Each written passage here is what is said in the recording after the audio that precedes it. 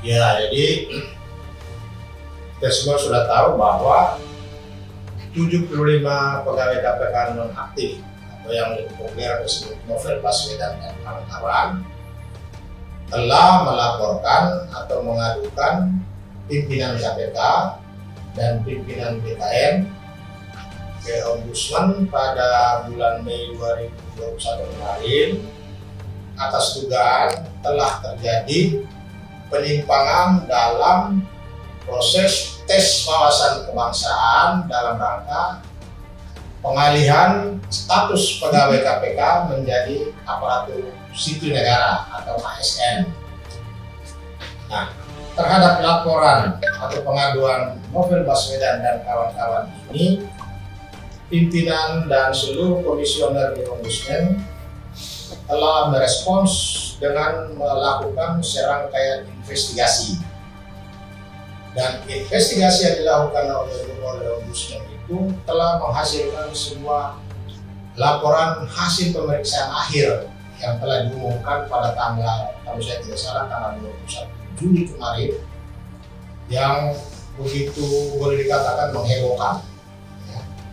Mengapa menghebohkan? Karena temuan yang dihasilkan oleh Ombudsman dan kemudian diumumkan ke publik menuai pro dan kontra begitu luas. Ya. Sebagian pihak menyatakan bahwa Ombudsman telah bertindak sesuai hukum acaranya atau sesuai dengan protapnya, tapi sejumlah pihak lain menyatakan bahwa Ombudsman telah melakukan tindakan di luar wewenangnya. Nah, sehingga pro kontra itu sampai hari ini masih bergulir terus. Bahkan ada yang menyatakan dengan berbagai saran yang intinya ya KPK, BKN tidak perlu melaksanakan hasil pemeriksaan akhir yang telah disarankan kepada pimpinan KPK dan BKN.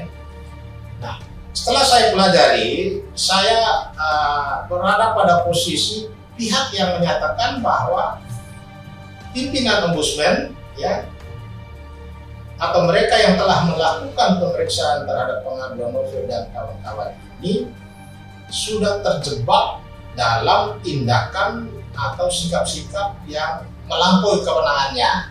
Ya. Ombudsman telah melampaui kewenangannya dalam memeriksa pengaduan Novel dan kawan-kawan. Kenapa saya bilang mereka melampaui?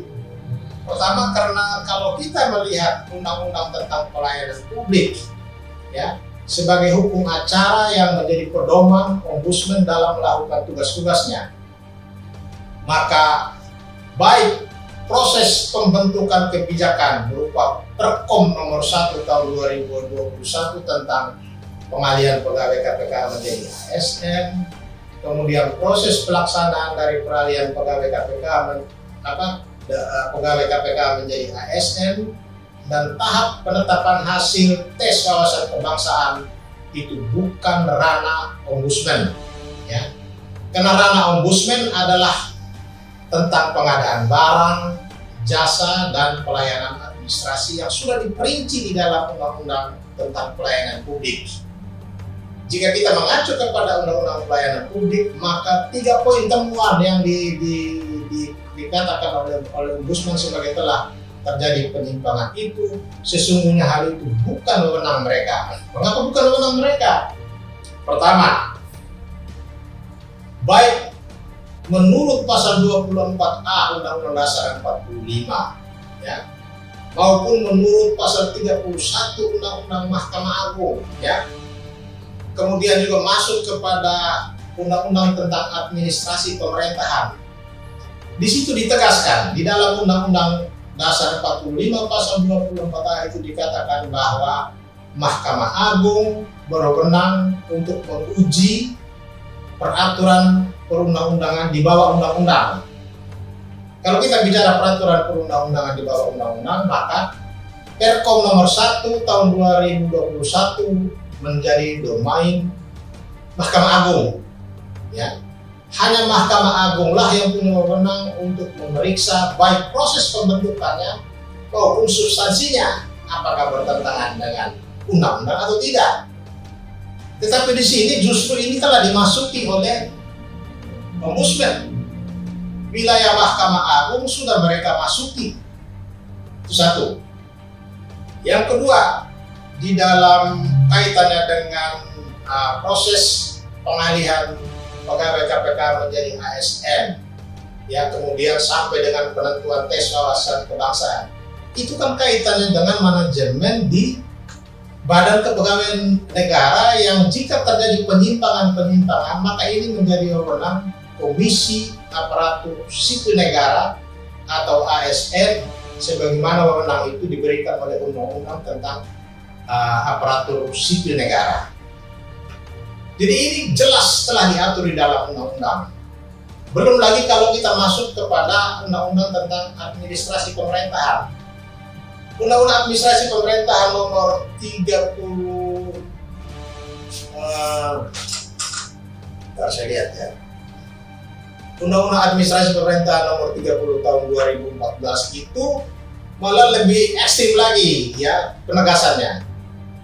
Dia menyatakan bahwa penilaian terhadap tindakan atau keputusan yang dianggap menyimpang ya atau terjadi penyalahgunaan wewenang hanya dapat dibatalkan atau dinyatakan tidak sah setelah diuji terlebih dahulu, dan yang menguji itu siapa? Adalah pengadilan dengan putusan pengadilan yang berkekuatan hukum tetap.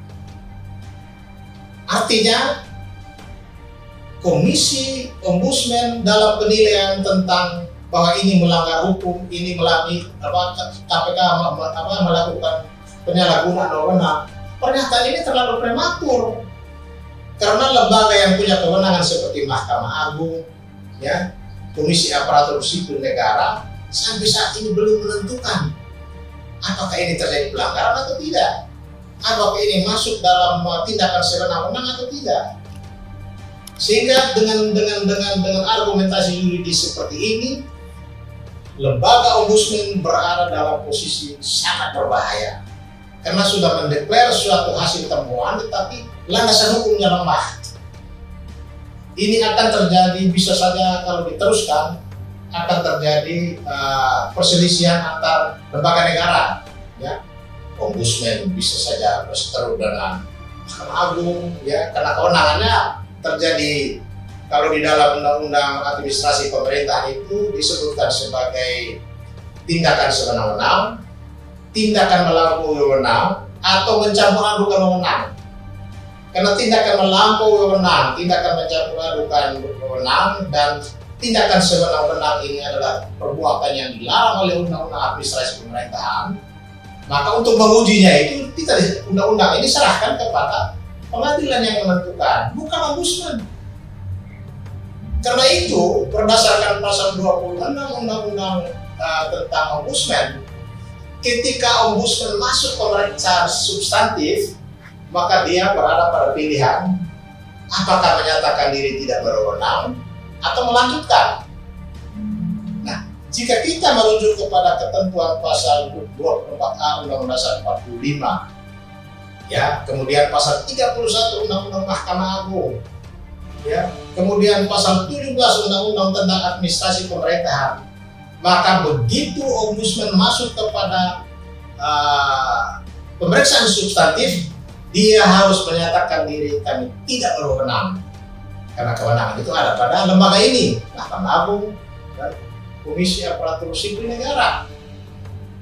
Tetapi yang terjadi justru mereka sudah masuk terlalu jauh, ya, bahkan sudah mengeluarkan hasilnya.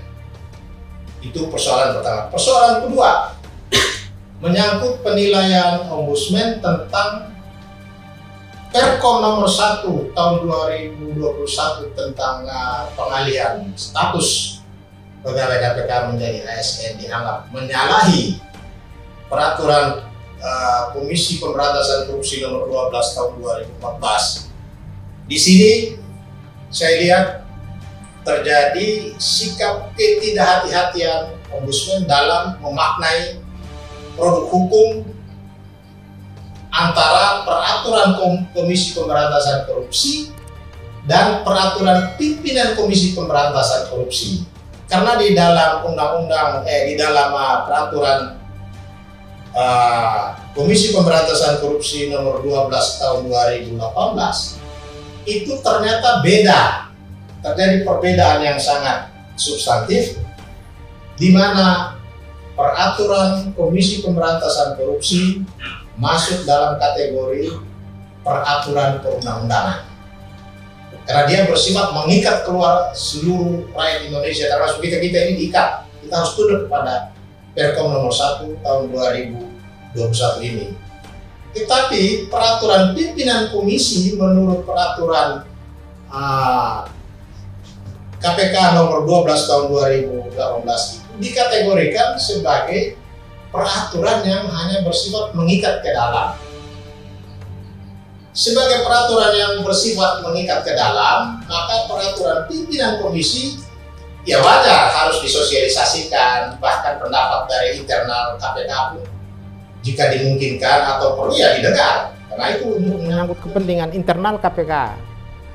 Tetapi kalau menuntut peraturan Komisi Pemberantasan Korupsi sebagai peraturan perundang-undangan yang harus mendengarkan dari aspirasi dari pegawai, ya, atau sosialisasi ke seluruh pegawai, itu tidak perlu.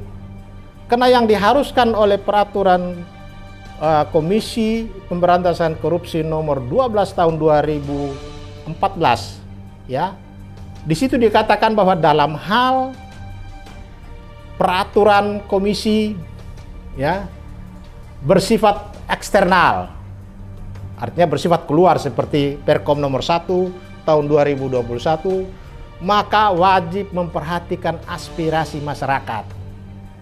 Jadi terhadap Perkom nomor 1 tahun 2021 tentang alih status pegawai KPK menjadi ASN ini tidak diwajibkan harus mendengar aspirasi dari Novel dan kawan-kawan.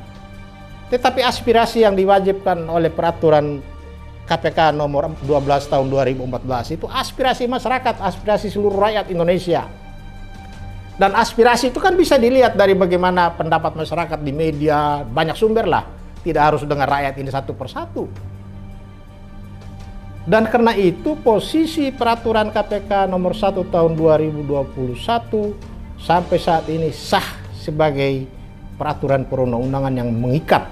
Apalagi sudah diundangkan pada bulan November tahun 2000 diundangkan bulan Januari 2021 kemarin. Sudah diundangkan Januari atau Juni kemarin.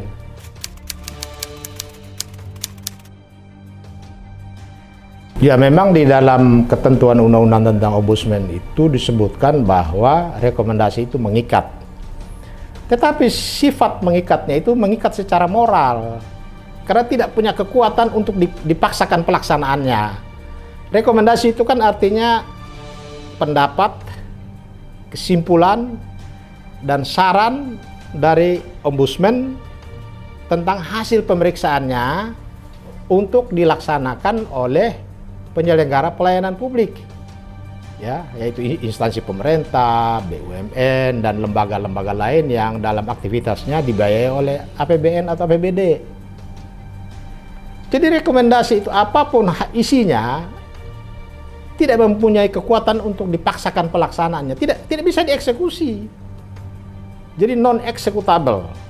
Dia hanya bisa secara moral, ya, kalau dianggap itu memang mendesak untuk dilaksanakan. Kalau tidak dilaksanakan, tidak punya sanksi administratif atau sanksi hukum.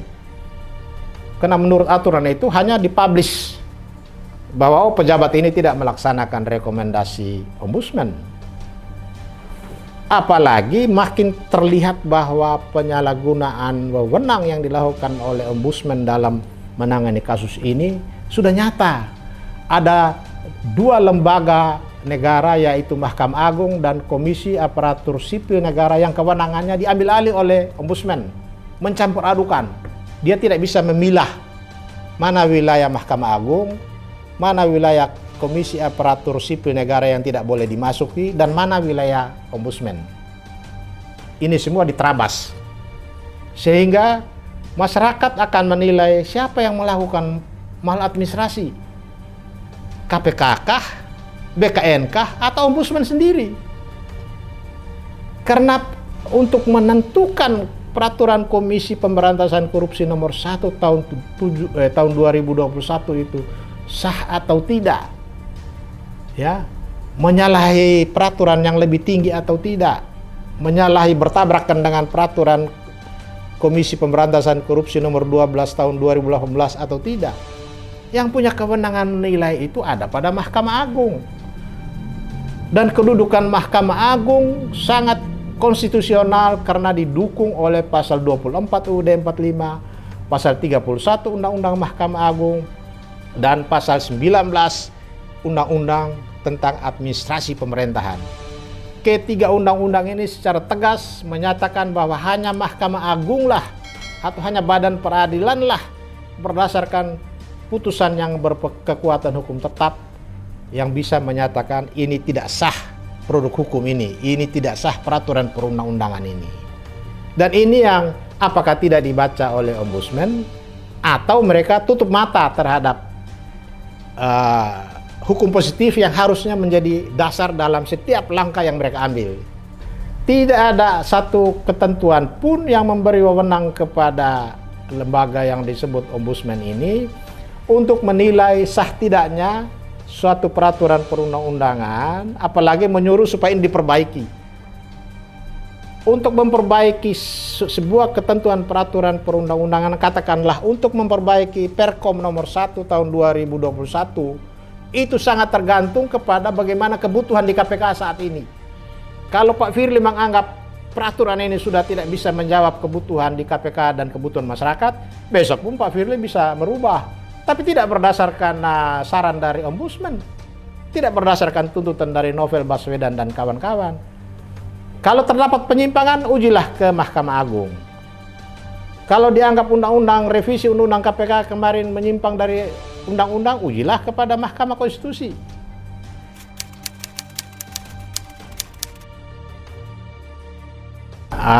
Bagaimanapun sekarang ini hampir semua komisi negara kita perlu cermati betul setiap gerak langkah mereka. Apa yang dilakukan oleh Ombudsman terhadap KPK dengan apa yang dilakukan oleh Komnas HAM terhadap KPK terkait dengan kasus ini, sama sikap mereka. Yang dari awal saya sudah katakan bahwa jangan jadikan Komnas HAM sebagai tong sampah besar untuk menampung semua sampah. Karena saya anggap laporan yang kemarin dibawa ke Komnas HAM tentang tes wawasan kebangsaan ini, itu kan persoalannya sudah jelas tidak masuk di ranah Komnas HAM, apalagi sedang berproses di Mahkamah Konstitusi, ya. Bahkan di dalam undang-undang tentang HAM pun dikatakan di situ ada satu ketentuan yang bilang jika ada jalan penyelesaian melalui pengadilan, maka tempuhlah jalan ke pengadilan itu. Tapi Komnas HAM jalan terus. Bahkan kemarin sudah mengumumkan hasilnya. Sehingga sebagian masyarakat melihat bahwa Komnas HAM jadi alat, bahkan Ombudsman pun menjadi alat. Apakah alat itu alat politik atau alat lain? Ya kita lihat perkembangan beberapa waktu ke depan. Begitu. Ini memang sangat mengganggu sekali, ya. Yang kita menjadi tanda tanya besar, kenapa Novel Baswedan dan kawan-kawan menghindari upaya hukum? Mereka lebih memilih beberapa lembaga yang mungkin mereka bisa kendalikan, katakanlah begitu. Apalagi di Ombudsman ini ada salah satu komisionernya mantan orang KPK.